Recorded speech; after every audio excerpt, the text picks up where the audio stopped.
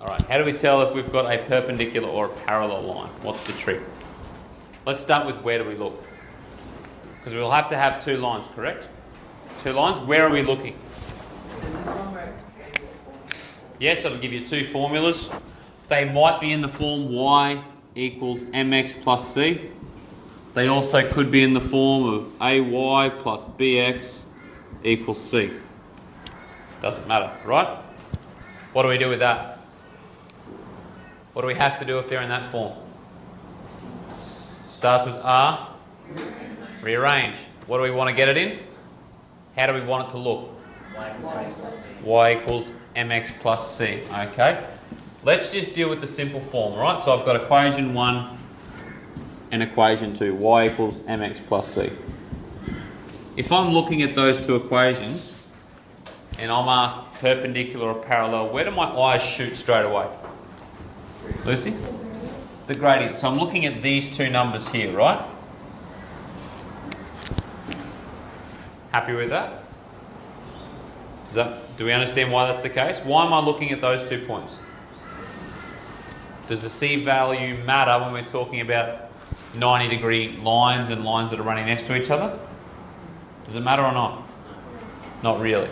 We'll talk about when it does later. So I'm looking straight at my gradients. How do I know if it's parallel? Parallel.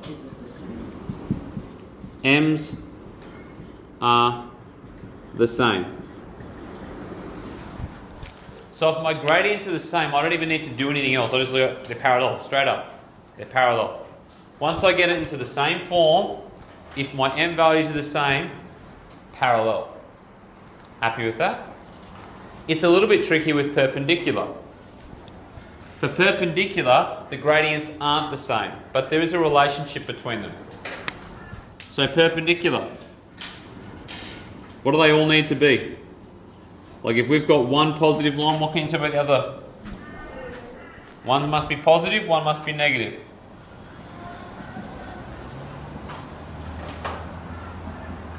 Am I done? I've looked at my two lines, one's got a positive gradient, one's got a negative gradient. Am I all good?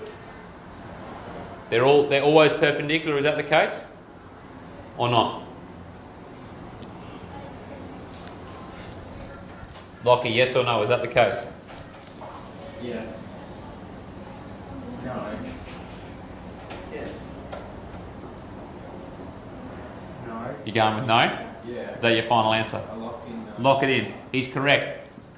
Just because one is positive and one is negative does not mean we have a perpendicular line. We need the equation to be fulfilled. What's the equation? The gradient of my perpendicular line equals -1 on the gradient of my original line. Happy with that? Now the way I look for that is I flip my gradient. What do I mean by flip?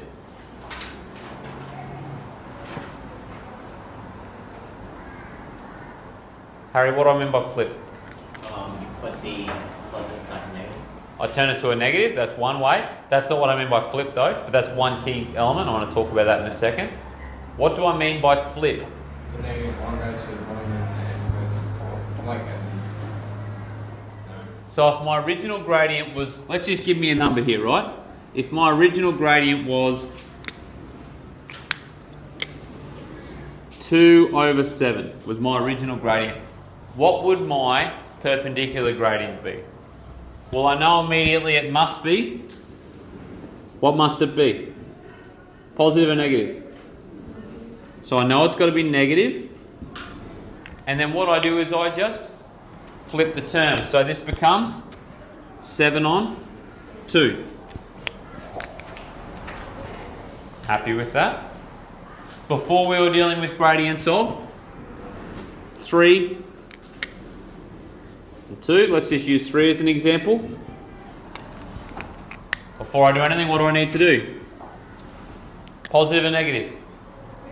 Negative. How do I flip 3? What does that become? 1/3. Are we happy with that? And if it's not those two things, it is neither. Happy with that? Now there is a question there that's rather tricky.